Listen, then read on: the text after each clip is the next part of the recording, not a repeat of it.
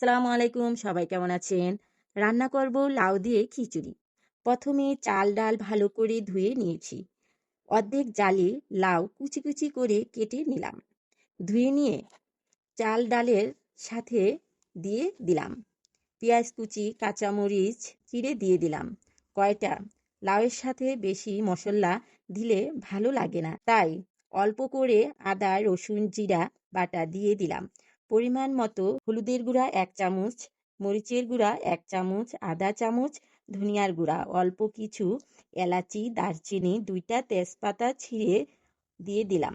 অল্প তেল দিয়ে স্বাদ মতো লবণ দিয়ে সব কিছু ভালো করে মিশিয়ে নেব। তারপর পানি দিয়ে দেব পরিমাণ মতো। তারপর চলে আসলাম মাটির চুলায় রান্না করতে। মাটির চুলার রান্না সবসময় খেতে ভালো হয়।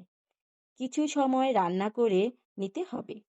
চাল ডাল লাউ সব মশলা সহ সবকিছু নরম হয়ে আসলে বাগারের জন্য নামিয়ে নেব। খিচুড়ি অল্প নরম করে রান্না করব। একটা ফ্রাই প্যানে সরিষার তেল দিয়ে দেব। তেলটা গরম হয়ে আসলে 3টা শুকনো মরিচ, পেঁয়াজ কুচি, রসুন কুচি দিয়ে লাল লাল করে ভেজে নেব। লাল লাল করে পেঁয়াজ রসুন মরিচ লাল লাল করে ভাজা হয়ে আসলে খিচুড়িতে দিয়ে দেব। ভালো করে খিচুড়ির সাথে মিশিয়ে নেব। আর কিছু সময় রান্না করে উপরে দিয়ে দিব গরম মশলার গুঁড়া।